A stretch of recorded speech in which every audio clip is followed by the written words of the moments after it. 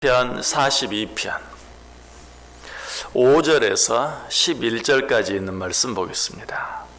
시편 42편 5절에서 11절까지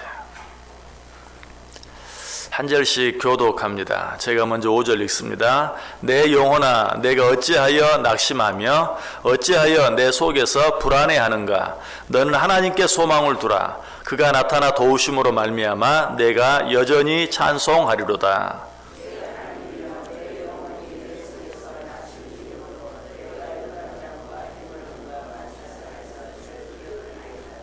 주의 폭포 소리에 깊은 바다가 서로 부르며 주의 모든 파도와 물결이 나를 휩쓸었나이다.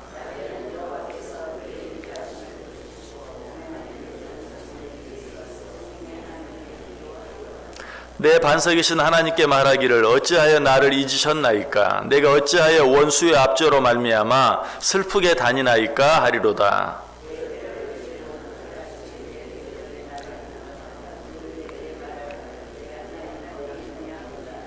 같이 읽습니다. 내 영혼아, 내가 어찌하여 낙심하며 어찌하여 내 속에서 불안해하는가? 너는 하나님께 소망을 두라. 나는 그가 나타나 도우심으로 말미암아 내 하나님을 여전히 찬송하리로다. 아멘. 우리 지난 시간에 1절부터 오늘 이 시편 42편 속에 두 번 반복해서 나오는 한 가지 내용을 생각해 보았죠. 그 내용이 무엇이었습니까? 3절과 10절에 나오는데요. 내 하나님이 어디 있느냐? 3절에도 내 하나님이 어디 있느냐 하는 말이 한번 나오고요. 10절에도 내 하나님이 어디 있느냐 하는 말씀이 나오고 있어요. 그 내용을 통해서 얻은 교훈은 무엇이었죠? 하나님께서는 자신이 당하는 어떤 어려움이나 시련보다도 그 일로 인해서 우리 하나님의 이름이 망령되이 일컬어지는 것, 이것을 더 아파하고 더 괴로워하는 자들, 그리고 이 일들을 위해서 하나님께 기도하는 자, 기도하는 것, 이 기도들을 하나님이 반드시 들어주신다. 좀 쉽게 말하면 주의 이름, 주의 나라, 주의 영광을 내가 처한 어떤 문제나 내가 당하고 있는 어떤 어려움보다도 더 크게 생각하는 자들, 더 먼저 생각하는 자들, 하나님이 이런 자들을 기뻐하시고 이런 자들의 기도를 들어주신다 하는 것 생각해 보았어요. 자, 그런데 이 시편 42편 속에는 내 하나님이 어디 있느냐라는 이 말뿐만 아니라 또 한 가지 두 번 반복해서 나오는 내용이 있습니다. 여러분 아까 본문을 읽으면서 발견하셨는지 모르겠는데요. 그것은 무엇입니까? 너는 하나님께 소망을 두라 라는 말이 두 번 반복해서 나와요. 5절과 11절에 나오죠. 5절 한번 보세요. 내 영혼아, 내가 어찌하여 낙심하며 어찌하여 내 속에서 불안해하는가? 너는 하나님께 소망을 두라. 그가 나타나 도우심으로 말미암아 내가 여전히 찬송하리로다. 그리고 11절에도 내 영혼아, 내가 어찌하여 낙심하며 어찌하여 내 속에서 불안해하는가? 너는 하나님께 소망을 두라. 나는 그가 나타나 도우심으로 말미암아 내 하나님을 여전히 찬송하리로다. 이 두 구절은 뭐 꼭 어떤 한 내용뿐만 아니라 두 구절 전체가 똑같은 내용이고 두 번 반복되고 있죠. 그러나 특별히 그 가운데서 너는 하나님께 소망을 두라. 5절에서도 11절에서도 너는 하나님께 소망을 두라. 자, 우리가 이미 생각해본 내 하나님이 어디 있느냐 하는 내용도 두 번 반복된다고 그랬는데 어떤 내용이든지 두 번 반복되는 내용은 어때요? 그만큼 중요한 내용, 그만큼 강조하고 싶은 내용, 우리가 꼭 알아야 할 내용, 그렇기 때문에 그것을 두 번 반복하고 있는 것이죠. 자, 그런데 하나님께만 소망을 두라라는 내용이 왜 그렇게 중요한가? 오늘 본문 5절 보면 내 영혼아, 내가 어찌하여 낙심하며 어찌하여 내 속에서 불안해하는가? 너는 하나님께 소망을 두라 라고 말하고 있는데, 이 내용을 통해서 알 수 있는 것은 하나님께 소망을 두지 아니하면 늘 낙심할 수밖에 없고, 하나님께 소망을 두지 아니하면 늘 불안할 수밖에 없기 때문에 그래요.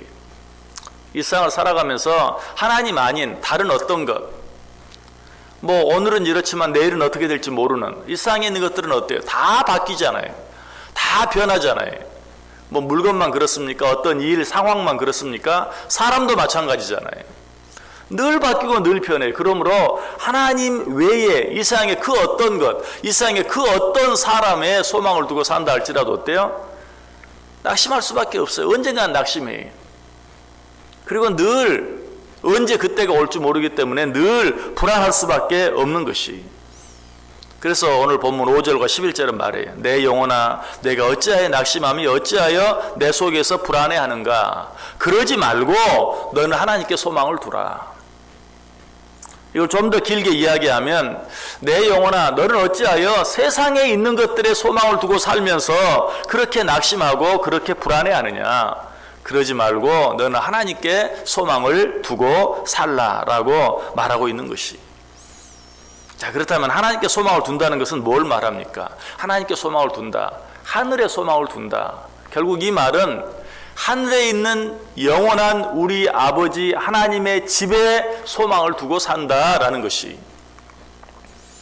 세상에 오늘 이렇다가 내일 어떻게 될지 모르는 그런 것들에 소망을 두고 사는 것이 아니고 영원한 하나님의 집, 영원한 아버지 하나님의 집에 소망을 두고 살아가는 것. 너는 그렇게 살라라고 이야기하고 있어요. 세상의 어떤 것을 바라보는 것이 아니라 영원한 하나님의 나라, 하나님의 집을 바라보며 사는 것. 그래서 이 말씀이 이전 개역 성경 새로 번역되기 전에는 이렇게 되어 있죠. 내 영혼아 내가 어찌하여 낭망하며 어찌하여 내 속에서 불안하여 하는가. 너는 하나님을 바라라.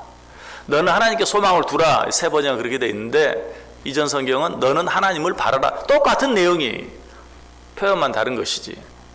내 하나님께 소망을 둔다는 것은 하나님을 바라보며 사는 것을 말해요. 하나님 아버지의 집을 바라보며 사는 것을 말해요. 그래서 예수님께서도 세상에 여러 가지 일로 근심하고 염려하는 우리들을 향해서 뭐라고 말합니까? 요한복음 14장 1절 이하에서 너희는 마음에 근심하지 말라. 하나님을 믿으니 또 나를 믿으라. 내 아버지 집에 거할 곳이 많도다. 그렇지 않으면 너희에게 일렀으리라.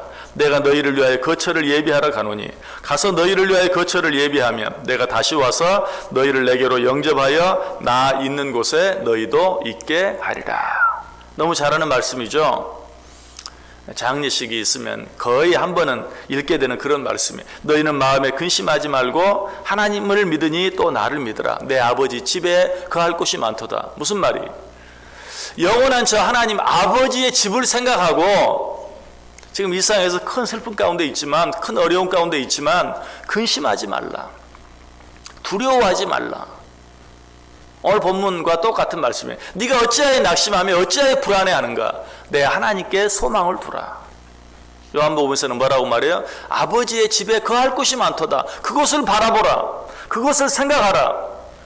그리고 근심하지 말라라고 이야기하고 있어요. 정말 힘이 되고 위로가 되는 그런 말씀이에요.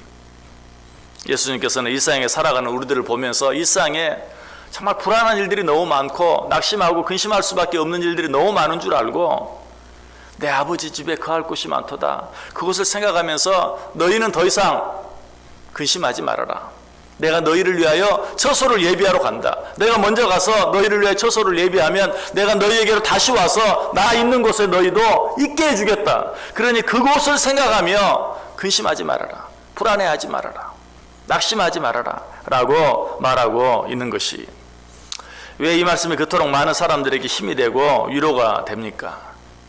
그것은 지금 예수님이 거하시는 곳, 그곳이 바로 언젠가 우리가 가게 될 곳이기 때문에 그래요. 지금 예수님이 계시는 그곳, 우리도 언젠가는 그곳에 갈 것이기 때문에 그것이 우리를 두렵게 만드는 일이 아니라 세상에 어떤 일이 있다 할지라도 두려울 것이 없는. 여러분, 우리가 이 세상에 살면서도 어떻습니까? 하루 종일 힘들고 어려워도 그러나 저녁에는 내가 돌아가서 쉴 집이 있기 때문에 그것 때문에 어떤 힘들고 어려운 일 때문에 낙심하지 않아요. 오히려 힘들면 어때? 어려우면 어때? 더욱더 내가 집에 돌아가서 쉴 그 시간을 생각하면서 힘을 내는 거죠. 오늘 우리에게 그렇게 하라고 말해요. 더더욱 예수님께서 지금 가 계시는 곳, 그것은 어떤 곳입니까? 예수님이 뭐라고 말했죠? 내 아버지 집에 거할 곳이 많도다. 그것은 다른 것이 아니고 내 아버지 집이, 내 아버지 집은 어떤 곳입니까? 내 아버지가 계시는 곳이. 좀 싱거운 대답이죠. 그러나 그것처럼 중요한 게 없어요. 내 아버지가 계시는 그곳, 저는 어렸을 때 부모를 떨어져서 오래 살았기 때문에 정말 이 말의 의미를 좀 더 실감할 수 있어요. 아버지가 계시는 곳.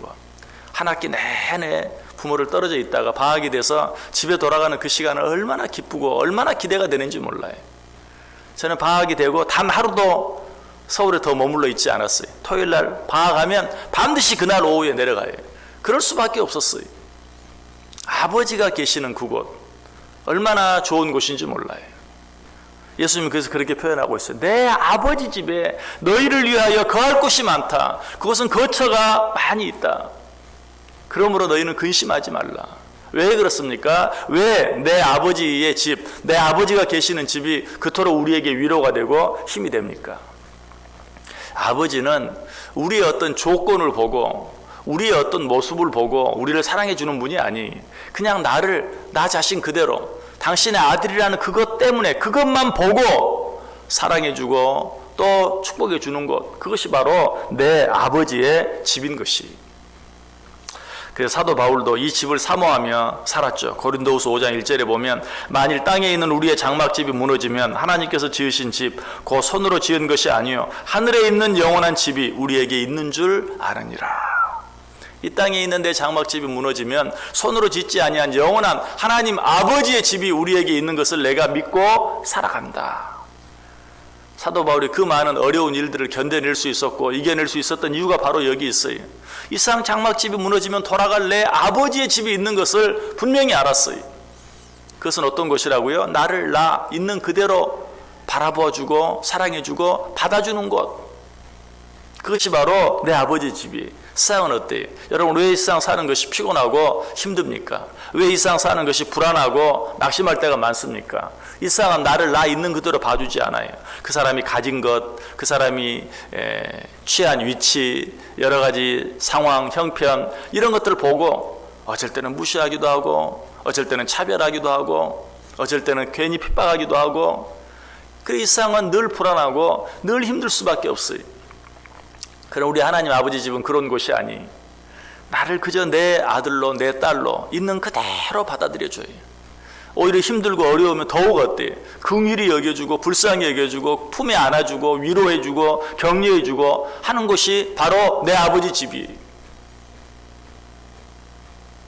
그러므로 너희는 내 하나님께 소망을 둬라. 세상에는 어떤 것, 세상에는 어떤 사람의 소망을 두지 말고 오직 하나님께 소망을 두라. 내 아버지의 집을 바라보고 내 아버지의 집에 소망을 두고 살라라고 말하고 있어요. 여러분, 혹시 이런 말씀을 들으면서 정말 그 아버지 집 내가 갈 수 있을까요? 라고 생각하는 분 계십니까? 아까 예수님께서 뭐라고 기도하셨어요? 아버지여, 내게 주신 자도 나 있는 곳에 나와 함께 있어 아버지께서 창세 전부터 나를 사랑함으로 내게 주신 나의 영광을 그들로 보게 하기를 원하옵나이다. 요한복음 17장 예수님께서 우리를 위해 드리는 기도인데요, 그 많은 기도, 요한복음 17장 길어요. 그 많은 기도 가운데 간절히 원하옵나이다 라고 예수님이 기도한 내용은 바로 이것뿐이.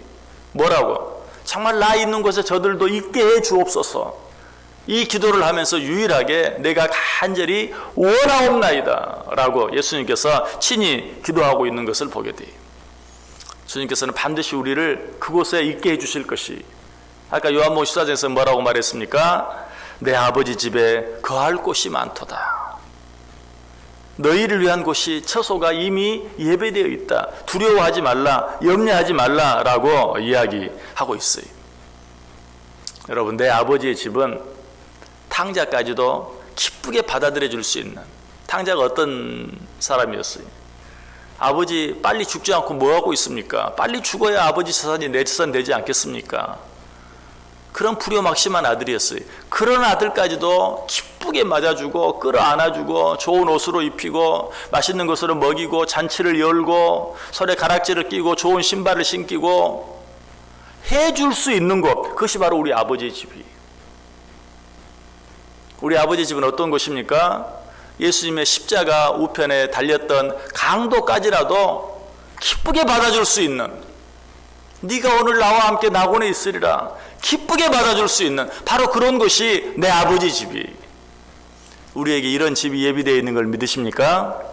오늘 말씀은 바로 그것을 생각하면서 내 영혼아 내가 어찌하여 낙심하며 어찌하여 내 속에서 불안해하는가. 너는 하나님께 소망을 두라. 그가 나타나 도우심으로 말미암아 내가 여전히 찬송하리로다. 한 번 말씀하는 것으로 부족해서 내 영혼아 내가 어찌하여 낙심하며 어찌하여 내 속에서 불안해하는가. 너는 하나님께 소망을 두라. 나는 그가 나타나 도우심으로 말미암아 내 하나님을 여전히 찬송하리로다. 여러분에게 어떤 불안한 일들이 있습니까? 어떤 어려운 일들이 있습니까? 어떤 낙심할 수밖에 없는 일이 있습니까? 어떤 근심이 있습니까? 성경은 말합니다. 너는 마음에 근심하지 말라. 너는 불안해하지 말고 낙심하지 말라. 내 아버지 집에 거할 곳이 많다. 너는 하나님께 소망을 두라. 내 아버지의 집을 바라보며 살라. 오늘 하루 그렇게 함으로 말미암아서 불안, 염려, 근심, 낙심 대신 오늘 시인이 고백하고 있는 것처럼 내가 여전히 찬송하리로다. 내 눈에 보이는 상황은 어떠하든지 오늘 내게 있는 일은 어떠하든지 그런 것들은 상관없이 오히려 내가 여전히 하나님을 찬송하며 살리라. 이 고백이 저와 여러분의 고백이 되고 이 삶이 오늘 하루 저와 여러분의 삶이 될 수 있기를 주님의 이름으로 간절히 축원합니다.